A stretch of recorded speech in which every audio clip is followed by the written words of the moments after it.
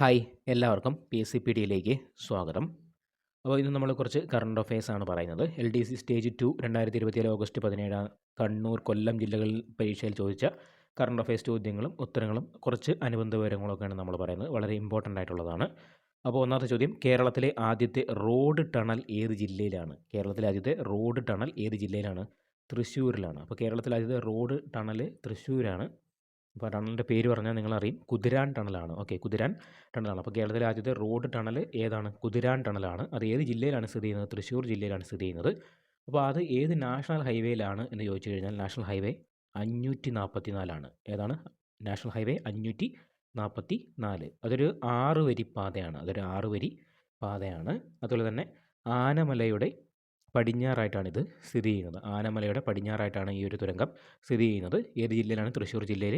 ഏത് ടണലാണ്? കുതിരാൻ ടണലാണ്. ഓക്കെ, അപ്പോൾ അതാണ് കേരളത്തിലെ ആദ്യത്തെ റോഡ് ടണൽ എന്ന് പറയുന്നത്. ഓക്കെ, അതുപോലെ തന്നെ ഇത് പീച്ചി വാഴാനി വന്യജീവി സംരക്ഷണ കേന്ദ്രത്തിൽ കൂടെയാണ് ഇത് പാസ് ചെയ്ത് പോകുന്നത്. ഈ ഒരു തുരങ്കം പാസ് ചെയ്ത് പോകുന്നത് Peechi Vazhani wild life sanctuary.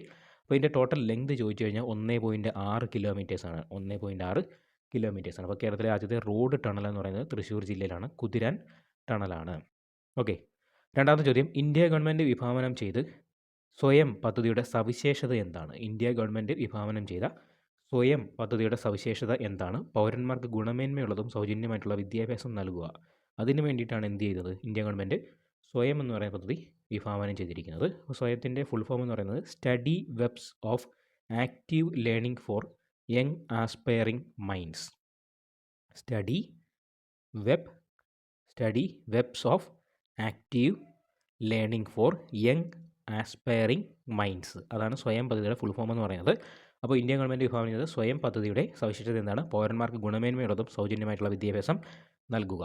Okay, ഇനി പ്രധാനമന്ത്രിയുടെ മുദ്രാ പദ്ധതി ലക്ഷ്യമിടുന്നത് എന്താണ്? പ്രധാനമന്ത്രിയുടെ മുദ്രാ പദ്ധതി ലക്ഷ്യമിടുന്നത് എന്താണ്? ചെറുകിട സംരംഭകരെ സമ്പദ് വ്യവസ്ഥയുടെ മുഖ്യധാരയിലേക്ക് എത്തിക്കുക.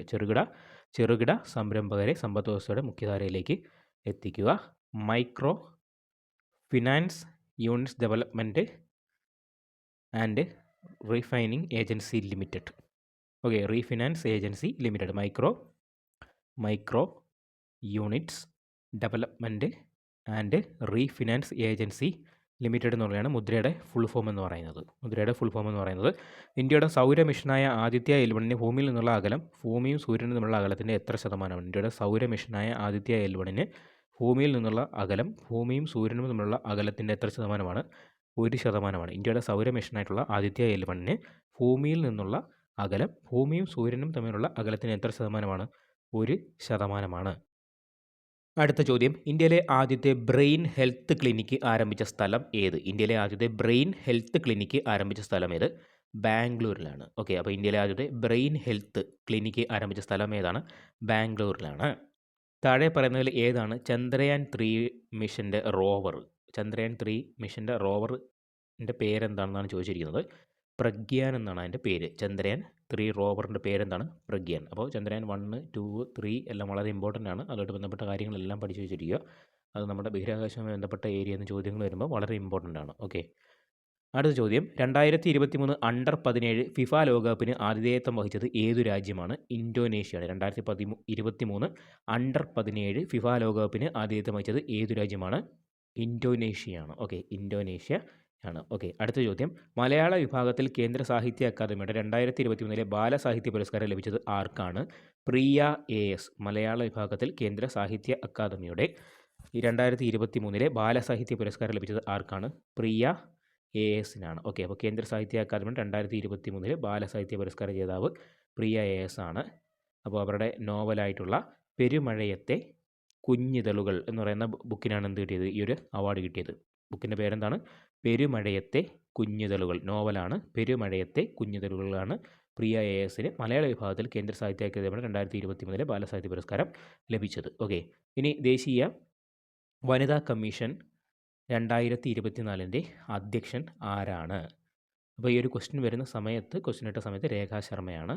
അപ്പോൾ ഇപ്പോൾ അത് ചേഞ്ച് ചെയ്തിട്ടുണ്ട്. അപ്പോൾ കഴിഞ്ഞൊരു ക്വസ്റ്റ്യൻ പേപ്പറിൽ ഈ ഒരു ക്വസ്റ്റ്യൻ കണ്ടിരുന്നു. അപ്പോൾ ഇനിയും ഇത് ഇമ്പോർട്ടൻ്റ് ആണ്. ഈ വനിതാ കമ്മീഷൻ അതുപോലെ തന്നെ മനുഷ്യാവകാശ കമ്മീഷൻ വളരെ ഇമ്പോർട്ടൻ്റ് ആണ്. അപ്പോൾ ഓർത്തിരിക്കുക, ദേശീയ വനിതാ കമ്മീഷൻ 2024 ഇപ്പോൾ നിലവിൽ ആരാണെന്ന് ചോദിച്ചു കഴിഞ്ഞാൽ അത് വിജയ കിഷോർ രഹത്കറാണ്. അപ്പോൾ നിലവിൽ ദേശീയ വനിതാ കമ്മീഷൻ അധ്യക്ഷ ആരാണ്? വിജയ കിഷോർ രഹത്കറാണ്. ഓക്കെ, അത് ഓർത്തിരിക്കുക. അടുത്തൊരു ചോദ്യം. ഗാസയിൽ നടക്കുന്ന യുദ്ധത്തിൽ ജനരോഷം വർദ്ധിച്ചതിനാൽ പാസ്പോർട്ടുമായുള്ള സന്ദർശകരുടെ പ്രവേശനം നിരോധിച്ച രാജ്യമേതാണ്? മാലിദ്വീപാണ്. ഓക്കെ, ഗാസയിൽ നടക്കുന്ന യുദ്ധമുണ്ടല്ലോ, അപ്പോൾ അതിൽ ജനരോഷം വർദ്ധിച്ചതിനാലായി പാസ്പോർട്ടുമായുള്ള സന്ദർശകരുടെ പ്രവേശനം നിരോധിച്ച രാജ്യമേതാണ്? മാലിദ്വീപാണ്. LDC stage 3 2027 August 31 Thrissur, Pathanamthitta, Kasaragod ജില്ലകളിൽ ചോദിച്ച കുറച്ച് ചോദ്യങ്ങൾ കറണ്ട് അഫയേഴ്സ് ഉണ്ട്. അപ്പോൾ അതിൽ ഇമ്പോർട്ടൻ്റ് ആയിട്ടുള്ള കുറച്ച് ചോദ്യങ്ങളുടെ ഏരിയ നമുക്കൊന്ന് മനസ്സിലാക്കാം. അപ്പോൾ അത് ഇനി നടക്കാൻ പോകുന്ന എക്സാമുകൾക്കും ചോദിക്കാൻ വളരെ സാധ്യത കൂടുതലാണ്. അപ്പോൾ ഒന്നാമത്തെ ചോദ്യം നോക്കാം. സർക്കാർ സംരംഭത്തിന് കീഴിൽ സ്വത്തുക്കളുടെ ജിയോ ടാഗിംഗ് പൂർത്തിയാക്കിയ ആദ്യത്തെ സംസ്ഥാനം എന്ന പദവി അടുത്തിടെ നേടിയ ഇന്ത്യൻ സംസ്ഥാനം ഏതാണ്? കർണാടകയാണ്. സർക്കാർ സംരംഭത്തിന് കീഴിൽ സ്വത്തുക്കളുടെ ജിയോ ടാഗിംഗ് പൂർത്തിയാക്കിയ ആദ്യത്തെ സംസ്ഥാനം എന്ന പദവി അടുത്തിടെ നേടിയ ഇന്ത്യൻ സംസ്ഥാനം ഏതാണ്? കർണാടകയാണ്. ഓക്കെ, കർണാടകയാണ്. അടുത്ത ചോദ്യം. ഡിജിറ്റൽ സാക്ഷരതയും ഡിജിറ്റൽ അടിസ്ഥാന വികസനവും വർദ്ധിപ്പിക്കുന്നതിന് ഇന്ത്യ ഗവൺമെൻറ് തുടങ്ങിയ പദ്ധതിയുടെ പേര് എന്താണ്? പുതിയ പദ്ധതിയുടെ പേരാണ് ഡിജിറ്റൽ ഇന്ത്യ. ഓക്കെ, അപ്പോൾ ഡിജിറ്റൽ സാക്ഷരതയും അതുപോലെ തന്നെ ഡിജിറ്റൽ അടിസ്ഥാന വികസനവും വർദ്ധിപ്പിക്കുന്നതിന് ഇന്ത്യ ഗവൺമെൻറ് തുടങ്ങിയ പുതിയ പദ്ധതിയാണ് എന്ത്? ഡിജിറ്റൽ ഇന്ത്യ എന്ന് പറയുന്നത്. ഓർത്തിരിക്കുക. നീതി ആയോഗിൻ്റെ ഇപ്പോഴത്തെ വൈസ് ചെയർപേഴ്സൺ. ഇപ്പോൾ നീതി ആയോഗിൻ്റെ ആദ്യത്തേതും ഇപ്പോഴത്തേതും നിലവിലെ വൈസ് ചെയർപേഴ്സൺ അതുപോലെ തന്നെ CEO ഇതെല്ലാം പഠിച്ചു വയ്ക്കേണ്ടതാണ്. നീതി ആയോഗിൻ്റെ ഇപ്പോഴത്തെ വൈസ് ചെയർപേഴ്സൺ സുമൻ ബെറിയാണ്. ഓക്കെ, നീതി ആയോഗിൻ്റെ ഇപ്പോഴത്തെ വൈസ് ചെയർപേഴ്സൺ ആരാണ്? സുമൻ ബെറിയാണ്. ഇപ്പോഴത്തെ CEO ആരാണ്? BVR സുബ്രഹ്മണ്യമാണ്. നീതി ആയോഗിൻ്റെ ഇപ്പോഴത്തെ വൈസ് ചെയർപേഴ്സൺ എന്ന് പറയുന്നത് എപ്പോഴും പ്രധാനമന്ത്രിയായിരിക്കും. നീതി ആയോഗിൻ്റെ ചെയർപേഴ്സൺ എപ്പോഴും ആര് തന്നെയായിരിക്കും? പ്രധാനമന്ത്രി തന്നെയായിരിക്കും. അപ്പം നമ്മുടെ നരേന്ദ്രമോദിയാണ് എന്ത്? നീതി ആയോഗിൻ്റെ ചെയർപേഴ്സൺ എന്ന് പറയുന്നത്. അപ്പോൾ ആദ്യത്തേതും ഇപ്പോഴും ആര് തന്നെയാണ്? നിലവിൽ ആര് തന്നെയാണ്? നരേന്ദ്രമോദി തന്നെയാണ്. അദ്ദേഹം മാറിയിട്ടില്ല. നീതി ആയോഗിൻ്റെ വൈസ് ചെയർപേഴ്സൺ പക്ഷേ ചേഞ്ച് ചെയ്തിട്ടുണ്ട്. ഫസ്റ്റ് നീതി ആയോഗിൻ്റെ വൈസ് ചെയർപേഴ്സൺ ആരായിരുന്നു? അരവിന്ദ് പനഗാരിയായിരുന്നു. പക്ഷേ നിലവിൽ ആരാണ്? സുമൻ ബേറി. ഇപ്പോഴത്തെ ക്വസ്റ്റ്യൻ ചോദിച്ചിരിക്കുന്നത് നിലവിലെയാണ് ചോദിച്ചിരിക്കുന്നത്, സുമൻ ബേറി. ആദ്യത്തേത് ചോദിച്ചാൽ അരവിന്ദ് പനഗാരിയാണ്. ഇനി നിലവിലെ നീതി ആയോഗിൻ്റെ CEO ആരാണെന്ന് ചോദിച്ചാൽ അത് BVR സുബ്രഹ്മണ്യമാണ്. CEO ആരാണ്? BVR സുബ്രഹ്മണ്യമാണ് നിലവിൽ. ഫസ്റ്റ് CEO ആരായിരുന്നു? സിന്ധുശ്രീ ഖുള്ളറായിരുന്നു. ഫസ്റ്റ് CEO ആരായിരുന്നു? സിന്ധുശ്രീ ഖുള്ളറായിരുന്നു. അപ്പോൾ നീതി ആയോഗിൻ്റെ ആദ്യ വൈസ് ചെയർപേഴ്സൺ ആരായിരുന്നു? അരവിന്ദ് പനഗാരിയ. നിലവിലെ സുമൻ ബേറി. നീതി ആയോഗിൻ്റെ ആദ്യ CEO ആരായിരുന്നു? സിന്ധുശ്രീ ഖുള്ളറായിരുന്നു. നിലവിലാരാണ്? BVR സുബ്രഹ്മണ്യം ആണ്. ഇനി ഐക്യരാഷ്ട്രസഭയുടെ സെക്രട്ടറി ജനറലായ അന്റോണിയോ ഗുട്ടറസ് ഏത് രാജ്യക്കാരനാണ്? അന്റോണിയോ ഗുട്ടറസ് ഏത് രാജ്യക്കാരനാണ്? പോർച്ചുഗലാണ്. അപ്പം UN സെക്രട്ടറി ജനറലായിട്ട് അദ്ദേഹം ഇപ്പം 9ാമത് സെക്രട്ടറി ജനറലാണ്. അദ്ദേഹം തന്നെയാണ് 2017 മുതൽ അദ്ദേഹം തന്നെയാണ് തുടരുന്നത്. അപ്പോൾ ഐക്യരാഷ്ട്രസഭയുടെ സെക്രട്ടറി ജനറലായ അന്റോണിയോ ഗുട്ടറസ് ഏത് രാജ്യക്കാരനാണ്? പോർച്ചുഗൽകാരനാണ്. അപ്പോൾ അദ്ദേഹം UN 9ാമത് സെക്രട്ടറി ജനറലാണ്. ഓക്കെ. ആസാദി കാ അമൃത് മഹോത്സവവുമായി ബന്ധപ്പെട്ട് വനിതകൾക്കായി കേന്ദ്ര ഗവൺമെൻറ് ആവിഷ്കരിച്ച സമ്പാദ്യ പദ്ധതി. ആസാദി കാ അമൃത് മഹോത്സവവുമായി ബന്ധപ്പെട്ട് വനിതകൾക്കായി കേന്ദ്ര ഗവൺമെൻറ് ആവിഷ്കരിച്ച സമ്പാദ്യ പദ്ധതിയാണ് മഹിളാ സമ്മാൻ സേവിംഗ് സർട്ടിഫിക്കറ്റ്. മഹിളാ സമ്മാൻ സേവിംഗ് സർട്ടിഫിക്കറ്റ്. ഓർത്തിരിക്കുക. ആസാദി കാ അമൃത് മഹോത്സവവുമായി ബന്ധപ്പെട്ട് വനിതകൾക്കായിട്ട് കേന്ദ്ര ഗവൺമെൻറ് ആവിഷ്കരിച്ച സമ്പാദ്യ പദ്ധതിയാണ് എന്ത്? മഹിളാ സമ്മാൻ സേവിംഗ് സർട്ടിഫിക്കറ്റ്. ഓക്കെ. ഇനി 2024 കേരള ബജറ്റിൽ പരാമർശിച്ചിട്ടുള്ള ഉന്നതി മിഷൻ ആരുടെ ഉന്നമനം ലക്ഷ്യമാക്കിയിട്ടുള്ളതാണ്? പട്ടികവർഗ വിഭാഗങ്ങളുടേതാണ്. ഓക്കെ. ഇപ്പോൾ 2024 കേരള ബജറ്റിൽ പരാമർശിച്ചിട്ടുള്ള ഉന്നതി മിഷൻ്റെ കാര്യം ഓർത്തിരിക്കുക. 2024 കേരള ബജറ്റിൽ കൊണ്ടുവന്നതാണത്. അപ്പോൾ അതിൻ്റെ ഉന്നമനം ആരുടെ ലക്ഷ്യമാക്കിയിട്ടുള്ളതാണ്? പട്ടികവർഗ വിഭാഗങ്ങളുടെ ഉന്നമനം ലക്ഷ്യമാക്കിയിട്ടുള്ള പദ്ധതിയാണ് എന്ത്? ഉന്നതി മിഷൻ എന്ന് പറയുന്നത്. ഓക്കെ. ഇനി കോവിഷീൽഡ് എന്ന COVID-19 വാക്സിൻ വിപണിയിൽ നിന്നും പിൻവലിച്ചു. ഈ വാക്സിൻ നിർമ്മിച്ച കമ്പനി ഏതാണ്? അസ്ട്രാസൈനക്കയാണ്. ഓക്കെ, ഓർത്തിരിക്കുക. കോവിഷീൽഡ് എന്ന COVID-19 വാക്സിൻ വിപണിയിൽ നിന്നും പിൻവലിച്ചു. ഈ വാക്സിൻ നിർമ്മിച്ച കമ്പനി ഏതാണ്? അസ്ട്രാസൈനക്കയാണ്. അടുത്ത ചോദ്യം. ചന്ദ്രയാൻ 3 ദൗത്യത്തിൻ്റെ റോവർ അറിയപ്പെടുന്നത് പ്രഗ്യാൻ എന്നാണ്. ഈ ചോദ്യം നേരത്തെ നമ്മൾ കണ്ടിരുന്നു, അത് റിപ്പീറ്റ് ചെയ്തിട്ടുണ്ട്. അപ്പോൾ ചന്ദ്രയാൻ 3 ദൗത്യത്തിൻ്റെ റോവറിൻ്റെ പേരെന്താണ്? പ്രഗ്യാൻ എന്നുള്ള കാര്യം ഓർത്തിരിക്കുക. കേരള സർക്കാർ അവതരിപ്പിക്കുന്ന ജീവാനന്ദം പദ്ധതി സംബന്ധിച്ച് ശരിയായ പ്രസ്താവന തിരഞ്ഞെടുത്തെഴുതുക. കേരള സർക്കാർ അവതരിപ്പിക്കുന്ന ജീവാനന്ദം എന്ന് പറയുന്ന പദ്ധതി സംബന്ധിച്ച് ശരിയായ പ്രസ്താവന തിരഞ്ഞെടുത്തെഴുതുക. അപ്പോൾ സർക്കാർ ജീവനക്കാരുടെ ശമ്പളത്തിൽ നിന്നും നിശ്ചിത തുക ഈടാക്കാനും വിരമിച്ച ശേഷം മാസം തോറും തുക തിരികെ നൽകാനും ലക്ഷ്യമിടുന്ന പദ്ധതിയാണ് എന്ത്? ജീവാനന്ദം പദ്ധതി. ഓക്കെ. അപ്പം കേരള സർക്കാർ അവതരിപ്പിക്കുന്ന ജീവാനന്ദം പദ്ധതി എന്തിനുള്ളതാണ്?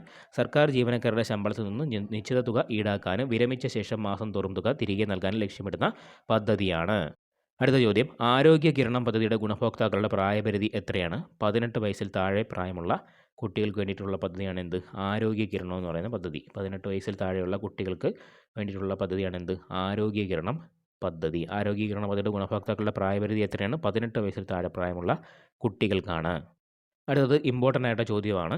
സൈബർ ആക്രമണങ്ങൾ തടയുന്നതിനായി ഇന്ത്യൻ പ്രതിരോധ മന്ത്രാലയം രൂപകൽപ്പന ചെയ്ത ഓപ്പറേറ്റിംഗ് സിസ്റ്റം ഏത്?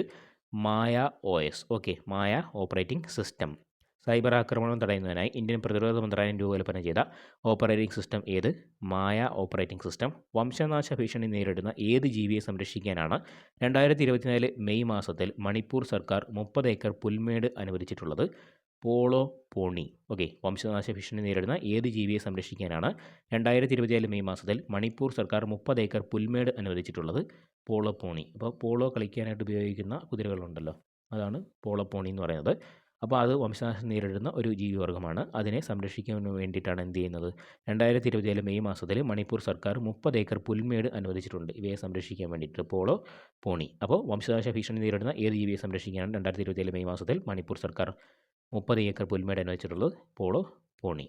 അപ്പം ഇത്തരം ചോദ്യങ്ങളാണ് നമ്മൾ ഇന്നത്തെ ക്ലാസ്സിൽ പറയുന്നത്. അപ്പോൾ ഈ ചോദ്യങ്ങളുമായി ബന്ധപ്പെട്ട് എന്തെങ്കിലും സംശയങ്ങൾ കാര്യങ്ങളൊക്കെ ഉണ്ടെങ്കിൽ നിങ്ങൾ കമൻറ്റ് സെക്ഷനിൽ കമൻറ്റ് ചെയ്യുക. അതുപോലെ ഈ ക്ലാസ്സിനെ കുറിച്ചുള്ള അഭിപ്രായങ്ങളും കാര്യങ്ങളൊക്കെ കമൻറ്റ് ചെയ്യുക. അപ്പോൾ നിങ്ങൾക്ക് മുന്നോട്ട് വേണ്ടുന്ന ക്ലാസ്സുകൾ എന്തൊക്കെയാണ്, കറണ്ട് അഫയേഴ്സ് തന്നെയാണോ എന്നുള്ള കാര്യങ്ങളൊക്കെ ഒന്ന് കമൻറ്റ് ചെയ്യുക. ഓക്കെ, അപ്പം എല്ലാവർക്കും ഒരു നല്ല ദിനം നേരുന്നു. താങ്ക്